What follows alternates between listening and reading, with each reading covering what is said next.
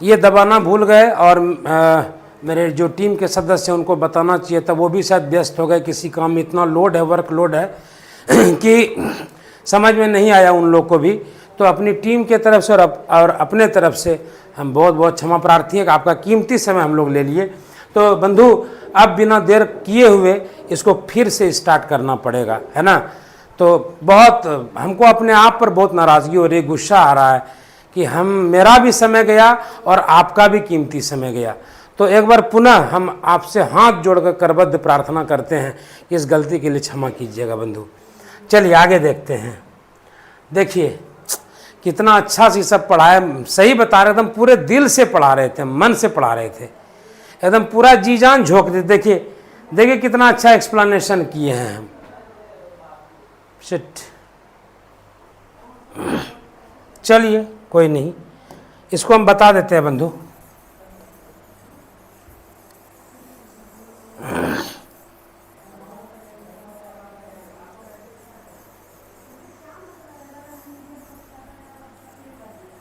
चलिए देखते हैं।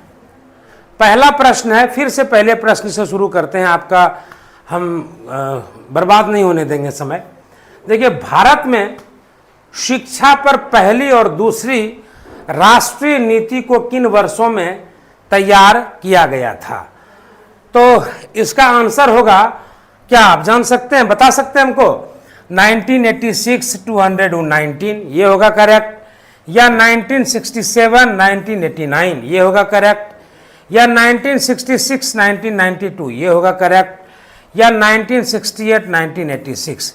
तो जब कोठारी आयोग पढ़ा रहे थे उसमें हमने आपको क्लियर किया था कि 1968 1986, है ना। इन दोनों में से कौन सा करेक्ट होगा?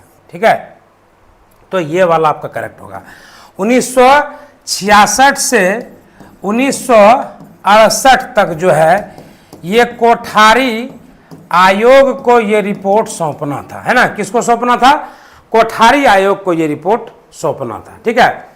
और कोठारी आयोग ने 1968 में पहली रिपोर्ट सौंपी, पहला सुझाव दिया, और फिर दूसरी राष्ट्रीय शिक्षा नीति जो है वो 1986 में बनी थी, ठीक है। तो ऑप्शन जो है आपका ये 4 नंबर, और वेरी वेरी इंपॉर्टेंट, है ना, क्वेश्चन है। आपको बता दें कि कम ही तैयार किए हैं, 45 नंबर जो है 45 मार्क्स का 45 क्वेश्चन हमने तैयार किए हैं, कम ही है, लेकिन जो भी है वो बेहतरीन प्रश्नों का समूह है जो विभिन्न प्रतियोगी परीक्षाओं में पूछे गए हैं, है ना। वो इंपॉर्टेंट क्वेश्चंस का कलेक्शन है ये बंधु, ठीक है, ध्यान रखेंगे इस बात का। दूसरा क्वेश्चन देखिए, अब इसी को कर देते हैं, इसी में हम तो इसी को समझा रहे थे, एक करके 8 क्वेश्चन हम करवा चुके थे। चलिए देखिए, निम्नलिखित में कौन सा कथन पाठ्यक्रम के लिए मान्य नहीं है? क्या होगा? पहला है, यह स्कूलों में शिक्षा के उद्देश्यों को लागू करने के लिए डिजाइन की गई नियोजित गतिविधियों का एक समूह है। दूसरा है, यह राष्ट्रीय पाठ्यचर्या की रूपरेखा से विकसित होता है। तीसरा है, इसमें पाठ्यक्रम, पाठ्यपुस्तकों, शिक्षा शास्त्र और मूल्यांकन विधियों को शामिल किया गया है। और चौथा है, यह भारत में विभिन्न स्तरों पर शिक्षा के लिए दृष्टि प्रदान करता है। तो ये तीनों जो है बंधु, पहला, दूसरा, तीसरा, कितना अच्छा एक्सप्लेनेशन किए थे, सच बता रहे हैं, पूरे दिल से एक्सप्लेनेशन किए थे उसको, अभी जो जिसमें आवाज़ नहीं आ रहा था, है ना, मन थोड़ा सा टूट गया मेरा। तो चौथा नंबर जो वो करेक्ट होगा, क्योंकि ये तीनों जो है ना ये पाठ्यक्रम के लिए मान्य है, और ये चौथा वाला पाठ्यक्रम के लिए मान्य नहीं है बंधु। चलिए आगे देखते हैं। बच्चों को निःशुल्क और अनिवार्य शिक्षा का अधिकार आरटीई अधिनियम कब अधिनियमित किया गया और कौन से वर्ष में लागू किया गया? तो देखिए 4 ऑप्शन है, पहला, दूसरा, तीसरा, चौथा। तो 2008 में अधिनियम, अब लागू 2009 में ये है। फिर 2007 में अधिनियम, अप्रैल 2009 में लागू। तीसरा 2009 में अधिनियम, अप्रैल 2009 में लागू। और 2009 में अधिनियम, अप्रैल 2010 में लागू। तो आंसर आपका होगा कि आरटीई मतलब राइट टू एजुकेशन, आरटीई का मतलब हो गया राइट टू एजुकेशन, शिक्षा का अधिकार। तो शिक्षा का अधिकार अधिनियम जो है ये 2009 में अधिनियमित किया गया और 2010 में अप्रैल 2010 में ये लागू हुआ। ठीक है बंधु, चलिए आगे देखते हैं। निम्नलिखित में से राष्ट्रीय पाठ्यचर्या की रूपरेखा के लिए कौन सा वाक्य सही है? तो पहला होगा नेशनल करिकुलम, है ना, मतलब नेशनल करिकुलम, राष्ट्रीय पाठ्यचर्या मतलब क्या हो गया? National curriculum. पहला है यह पाठ्यक्रम और पाठ्यपुस्तकों में शामिल की जाने वाली सामग्री पर मार्गदर्शन प्रदान करता है। दूसरा है एनसीईआरटी को एनसीएफ करने के लिए आदेश दिया गया है। तीसरा है यह शिक्षा पर राष्ट्रीय नीति में उल्लिखित दृष्टि के अनुरूप शैक्षिक उद्देश्य प्रदान करता है। और चौथा है सभी, है ना, चौथा है ये सभी। तो ये चौथा ऑप्शन होगा, ये सभी है, मतलब नेशनल करिकुलम की रूपरेखा के लिए ये तीनों ही जो है वाक्य सही है। और एक छोटा सा इंफॉर्मेशन देते बंधुओं कि जो भी 499 पेड कर दिए हैं उनके मोबाइल पर 1 से 2 घंटे के अंदर में PDF भेजना स्टार्ट कर दिया जाएगा। जो भी दे दिए पैसा वो पैनिक नहीं हो, हम आपका पैसा लेकर के राजा नहीं बन जाएंगे। 499 रुपया, है ना, आपको निश्चित रूप से प्रोवाइड करेंगे। हम कोई धोखेबाज टीम नहीं है। और किसी एक व्यक्ति ने यह भी कर दिया हम लोग को, हम लोग फर्जी हेडमास्टर ग्रुप है। कितना तकलीफ होता है जब हमारे लड़के बच्चे काम करते हैं यहाँ पर, दिन भर टाइपिंग करते हैं, नोट्स बनाते हैं, और जब ये कोई कह जाता है कि फर्जी है तो दिल पे काफ़ी चोट लगी हम लोगों को, है ना। तो प्लीज़ ऐसी भाषा का प्रयोग नहीं करें बंधु लोग, मर्यादित भाषा का प्रयोग करें। हमारे टीम में छोटे छोटे बच्चे लोग हैं, 20-22 साल की उम्र है ना। एक हम ही हैं जो कि थोड़े सीनियर हैं उन लोगों से 35-40, और हाई स्कूल में टीचर भी, वो लोग भी निःशुल्क मेरे साथ काम कर रहे हैं। PDF का पैसा भी आपसे जो ले रहे हैं केवल उन बच्चों के लिए, हमको तो सरकार दे ही रही है, लेकिन आपके लिए जो है वो लोग जो तैयार करते दिन भर जो खाना पीना छोड़ के आपके लिए बैठे हुए हैं, उन लोगों के लिए हम अपने टीम के सदस्यों से परिचय भी करवाएंगे आपका। चलिए आगे बढ़ते हैं। समावेशी शिक्षा को बढ़ावा देने के लिए निम्नलिखित में से कौन सा महत्वपूर्ण नहीं है?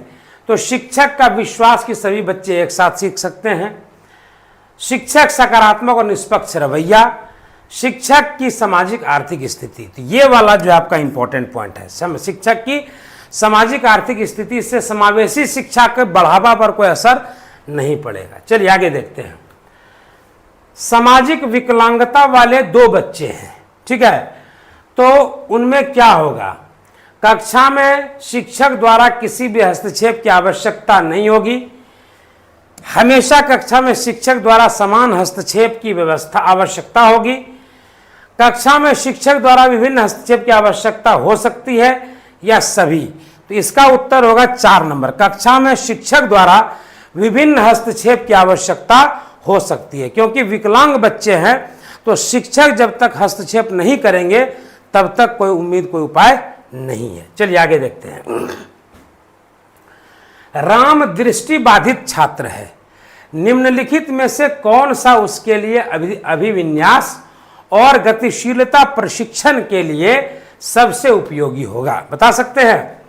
नोटबंदी के लिए स्लेट और स्टाइलस, ऑडियो क्लिप्स, सीखने की गतिविधियों का मौखिक विवरण, स्कूल भवन के स्पर्श नक्शे। क्या है? राम क्या है? दृष्टिबाधित छात्र है, मतलब वो देख नहीं सकता। तो कौन सा उसके लिए अभिविन्यास और गतिशीलता प्रशिक्षण के लिए सबसे उपयोगी होगा? तो स्पर्श नक्शे। यदि वो स्पर्श नक्शे का मतलब होता है कि ब्लाइंड लोगों के लिए एक स्पेशल नक्शा होता है और ब्लाइंड लोग इसको टच करके देख सकते हैं, ठीक है। तो वो प्रशिक्षण कैसे प्राप्त कर सकेगा? स्पर्श नक्शों को छू करके वो प्रशिक्षण प्राप्त कर सकेगा ठीक ढंग से। तो इसका आंसर ये 4 नंबर होगा, स्कूल भवन के स्पर्श नक्शे। चलिए आगे बढ़ते हैं। इन सभी को छोड़कर UDL सिद्धांत है काम करने के कई साधन, व्यवहार प्रबंधन के कई साधन, प्रस्तुति के कई साधन, अभिव्यक्ति के कई साधन। तो इसका उत्तर क्या होगा बंधु? इसका उत्तर होगा व्यवहार प्रबंधन के कई साधन। कल से यूनिट 4 स्टार्ट करेंगे।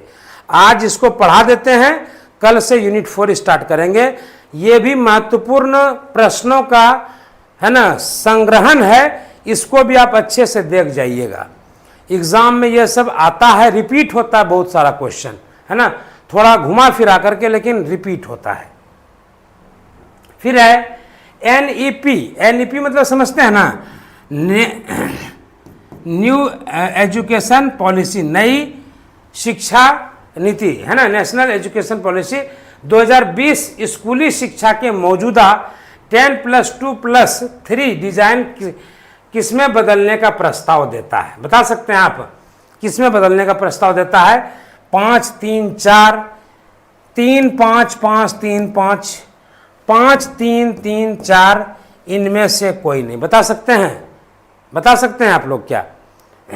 तो आप देख लीजिए इसको, है ना, ये 5, ये 3, फिर ये 3, फिर ये 4 जो हो गया किसके लिए हो गया? ये ग्रेजुएशन के लिए हो गया, है ना। ये हो गया आपका हायर सेकेंडरी तक के लिए, है ना। उसके बाद ये हो गया आपका 8 तक के लिए, ये हो गया मतलब प्राथमिक के लिए, है ना। तो ये आपका आंसर जो हो जाएगा 3 नंबर हो जाएगा। चलिए आगे देखते हैं। विकलांग व्यक्ति अधिनियम यानी 2016, RPWD अधिनियम भी कहते हैं उसको, ठीक है। समावेशी शिक्षा को शिक्षा की एक प्रणाली के रूप में परिभाषित करता है जिसमें विकलांगता और बिना विकलांगता वाले छात्र शामिल हैं। तो इसमें ऑप्शन देखते हैं, एक ही स्कूल में भाग लें लेकिन विकलांगता वाले छात्र अलग कक्षाओं में सीखते हैं। दूसरा है कि एक साथ सीखें और शिक्षण और सीखने की प्रणाली समान बनी हुई है। तीसरा है कि एक साथ सीख और सीखने की प्रणाली उपयुक्त रूप से अनुकूलित है, या ये सभी। ये भी गलत, ये भी गलत, ये भी गलत। कौन सा सही होगा? तीसरा नंबर। क्या है तीसरा नंबर में? कि विकलांग व्यक्ति अधिनियम के अंतर्गत जो है समावेशी शिक्षा को शिक्षा की प्रणाली के रूप में परिभाषित करता है। तो विकलांगता और बिना विकलांगता वाले छात्र यदि शामिल होंगे तो एक साथ वो सीखेंगे, मतलब विकलांगता वाले भी बिना विकलांगता वाले भी, और सीखने की प्रणाली उपयुक्त रूप से जब अनुकूलित होगी, दोनों को अनुकूल बनाएगी, एडॉप्टेशन जिसको कहते हैं, तभी जो है वो सही होगा। इनमें से कौन एक प्रभावी सहायक की विशेषता नहीं है?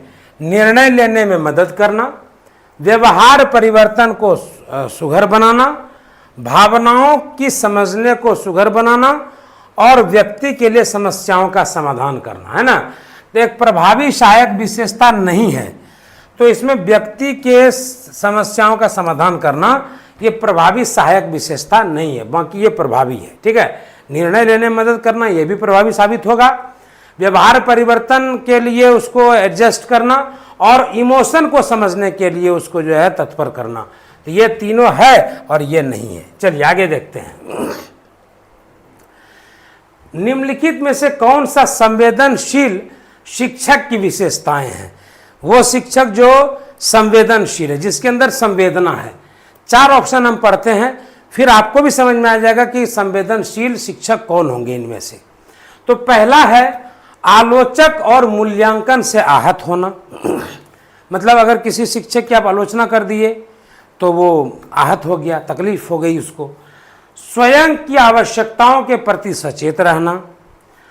तीसरा, हर समय स्वयं और दूसरों की निगरानी करने में सक्षम होना। और चौथा, छात्रों की आवश्यकताओं और समस्याओं के अनुरूप होना।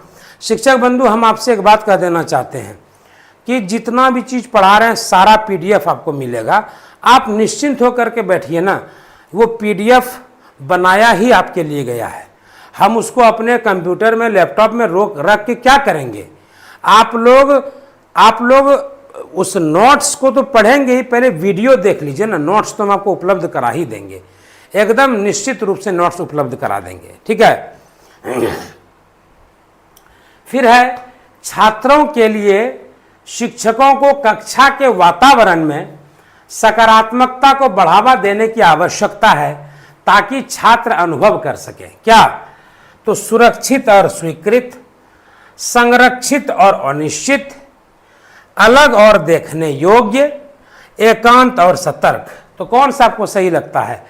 तो सुरक्षित और स्वीकृत, ये आपके लिए बिल्कुल करेक्ट है, 100% करेक्ट। सुरक्षित और स्वीकृत मतलब समझे ना कि छात्रों के लिए शिक्षकों को कक्षा के वातावरण में सकारात्मकता को बढ़ावा देने की आवश्यकता, ताकि छात्र क्या अनुभव कर सके? सुरक्षित और स्वीकृत, कि उनको स्वीकार कर लिया गया, शिक्षक उनकी बातों को समझते हैं, उनके परेशानियों को समझते हैं, ये चीज सबसे अधिक होगा। चलिए आगे देखते हैं। किसी अन्य व्यक्ति के दृष्टिकोण से स्थितियों को देखने में सक्षम होने की योग्यता या दक्षता को निम्न रूप में जाना जाता है। क्या? किस रूप में? दृष्टिकोण जानना, या द्वंद्व से निपटना, या वास्तविकता का परीक्षण, या सहानुभूतिपूर्ण व्यवहार करना। बंधु कहीं पर थोड़ा सा अगर हर स्वीकार दीर्घिकार में मिस्टेक होगा तो थोड़ा सा क्षमा करिएगा, क्योंकि हमारी टीम अभी नई है, तो टाइपिंग में थोड़ा सा टाइपिंग मिस्टेक होगा, तो उसके लिए कृपया करके हमें क्षमा करिएगा, क्योंकि हम टाइपिंग नहीं कर सकते। हम पढ़ा सकते हैं और आपको नोट्स दे सकते हैं। जहाँ गलती होगी तो इसको सकारात्मक रूप से स्वीकार करिएगा बंधु, मेरी यही एक इच्छा है। क्योंकि एक किसी शिक्षक ने शाम में हमारे ग्रुप में ये कह दिया कि हम लोग फर्जी, हम दिल मेरा टूट गया उस समय से कि इन लोगों को के लिए हम 4 टीचर को लाए हुए हैं, इंगेज किए हुए हैं, और ये लोग जो है हम लोग को फर्जी हेडमास्टर ग्रुप करार देते हैं। क्या ले लिया हमने आपका, ये बताइए। हम लोग तो आपको दे रहे हैं, समय दे रहे हैं, 4 टीचर समय दे रहे हैं हम लोग, है ना। दोपहर में 12 बजे क्लास होती है, अभी 8 से 9 क्लास होती है, 7 से 8 प्रधान शिक्षक के लिए 1 to 8 वाले जो प्रधान शिक्षक उनकी क्लास होती है, 9 से 10 क्लास होती है। तो ये क्या है बताइए, क्या ले लिए हम आपका? PDF का 499 इसलिए भी मांग रहे हैं क्योंकि मेरे बच्चे जो काम करते हैं उनको कम से कम पेट्रोल का भी तो किराया देंगे। क्यों आएंगे वो मेरे पीछे, क्यों अपना कीमती समय गवाएंगे? इसलिए, नहीं तो हमको कोई लोभ नहीं है पैसे का, कुछ नहीं, हम अपना सैलरी में खुश हैं बंधु। चलिए देखिए, तो कृपया करके निगेटिव कमेंट नहीं करेंगे, प्लीज़ प्लीज़ प्लीज़, आपसे हाथ जोड़कर निर्णय है, निगेटिव कमेंट नहीं करेंगे। निगेटिव करने का अधिकार है, कहते हैं निंदक नियरे राखिए, लेकिन इस वक्त में हम लोगों को आपके सपोर्ट की ज़रूरत है ना। आप पढ़ाई पर सवाल उठाइए, हम उसको स्वीकारेंगे, लेकिन फर्जी करार दीजिएगा तो ये इल्ज़ाम हुआ ना। निंदा करने का ये मतलब नहीं होता है, आलोचना का ये मतलब नहीं होता है। आप मेरे पढ़ाई पर सवाल खड़े करिए ना, हम उसको सुधार करेंगे, लेकिन आप फर्जी ग्रुप करार देते हैं तो ये तकलीफ वाली बात हो जाती है बंधु। फिर देखिए आगे, किसी अन्य व्यक्ति के दृष्टिकोण से स्थितियों को देखने में सक्षम होने की योग्यता या दक्षता को निम्न रूप में जाना जाता है। पहला है दृष्टिकोण जानना, दूसरा है द्वंद्व से निपटना, तीसरा वास्तविकता परीक्षण, चौथा है सहानुभूतिपूर्ण व्यवहार। आप बता सकते हैं क्या होगा इसका आंसर? दृष्टिकोण जानना, दृष्टिकोण मतलब एटीट्यूड, एटीट्यूड का मतलब हो गया कि आपकी प्रवृत्ति क्या है, आप क्या सोचते हैं, आपका झुकाव किस ओर है, इन सारे चीजों को जानना, है ना। आगे देखते हैं, एक शिक्षक संवेदनशीलता के गुण को चित्रित या दर्शा सकता है। किस प्रकार से? दूसरों की भावनाओं और विचारों से अवगत होकर, दूसरों की राय लेकर, विचारों को व्यक्त और दूसरों को समग्र करना, दूसरों के साथ काम करने की क्षमता होना। तो क्या होगा बता सकते हैं? इसमें संवेदनशील गुण को कौन चित्रित करेगा? तो ये वाला, दूसरों के साथ काम करने की क्षमता होना। यदि आप दूसरे के साथ काम कर ले रहे हैं, वो भी सफलतापूर्वक, तो समझ जाइए कि आप संवेदनशील हैं, आपके अंदर वो गुण है मिला करके चलने का, है ना। बोलते हैं ना हम लोग कि मिला करके चलिए ना सब लोग। विद्यालय में भी 10 तरह के शिक्षक हैं, मिला के चलिए सभी लोग, तो इस बात पर ध्यान रखना। चलिए आगे देखते हैं। तदनुभूति है, तदनुभूति मतलब तत्व जोड़ अनुभूति, है ना। अनुभूति मतलब फीलिंग्स जिसको कह सकते हैं। तो किसी और की तरह महसूस करना और सोचना, अपने और दूसरों से तर्क करना, अपने स्वयं को समझना और दूसरों के लिए खेद महसूस करना, है ना। तो इसका सही उत्तर होगा किसी और की तरह महसूस करना और सोचना। याद रखिएगा इस चीज को, ठीक है। अगला चलते हैं प्रश्न की ओर। बच्चों के समूह के बीच द्वंद्व के मामले में आप एक शिक्षक के रूप में कौन सी युक्ति का उपयोग करेंगे? पहला है कि मामले को अपने आप हल करने के लिए छोड़ देंगे। दूसरा है स्कूल प्रधानाध्यापक के मामले के इस बारे में सूचित करेंगे। तीसरा है अपने अधिकार का उपयोग करेंगे, मुद्दे का फैसला करेंगे। चौथा है बच्चों के बीच संवाद करने में सहज बनाएंगे। तो इसका उत्तर होगा कि बच्चों के बीच संवाद करने में सहज बनाएंगे।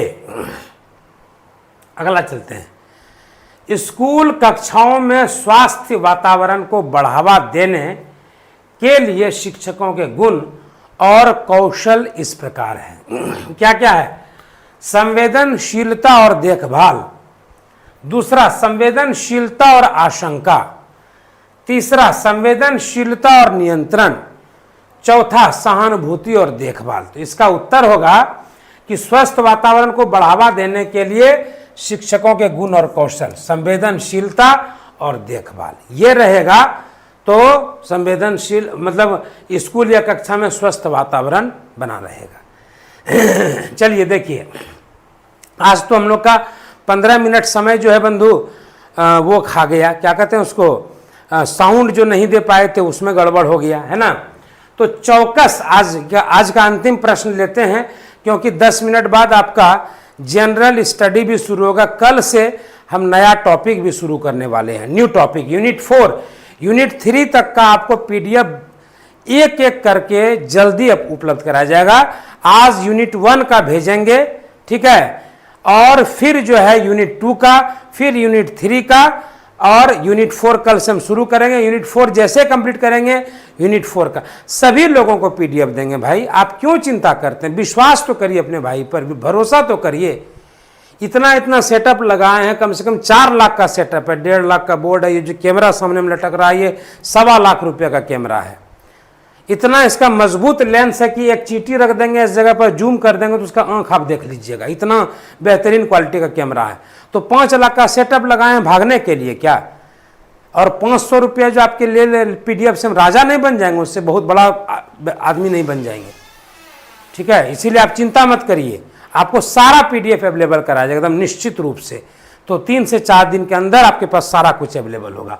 तो आज का अंतिम प्रश्न लेते हैं, क्योंकि उसके बाद आपका शुरू होने वाला है सामान्य ज्ञान, और वो 100 नंबर का है, इसीलिए आपको इसके साथ साथ उसको भी देखना है। हम बता दे रहे हैं आपको, हमारा 4 बैच जो नए लोग जुड़े हुए हैं उनको बता देना चाहते हैं कि दोपहर 12 से 1 का समय आपके लिए इसलिए रखा गया है क्योंकि आप विद्यालय में उस समय होंगे, और अपने घंटी को इस प्रकार से एडजस्ट कर लीजिए कि 12 से 1 के बीच में आप फ्री रहें, हमारा वीडियो देखें। लाइव देख पाए तो भी ठीक, नहीं देखे तो कोई बात नहीं है। दूसरा क्लास हम लोग का 7:15 से 8 चलता, प्रधान शिक्षक का, हेड टीचर का।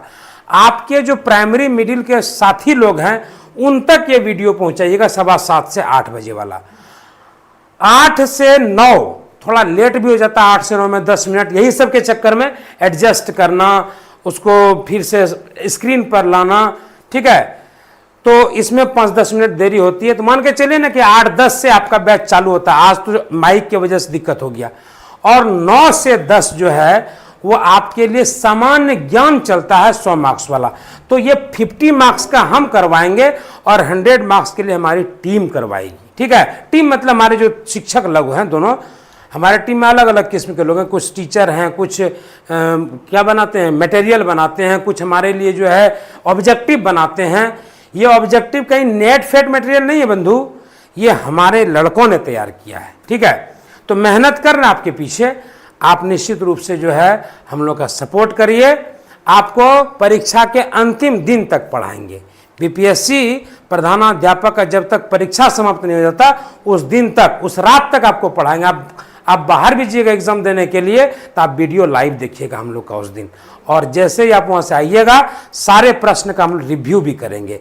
इसीलिए ये हाथ आपका, ये हाथ मेरा, और ऐसे हम लोग हाथ को मिलाते हैं और आपसे वादा करते हैं कि आपको किसी भी तरह से, आपसे किसी भी तरह का छल कपट नहीं किया जाएगा।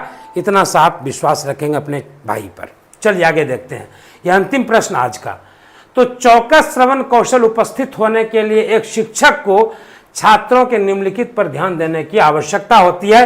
गैर मौखिक भाव, व्यवहारिक और कार्य, सभी मौखिक अभिव्यक्ति। तो इसमें उत्तर होगा बंधु सभी।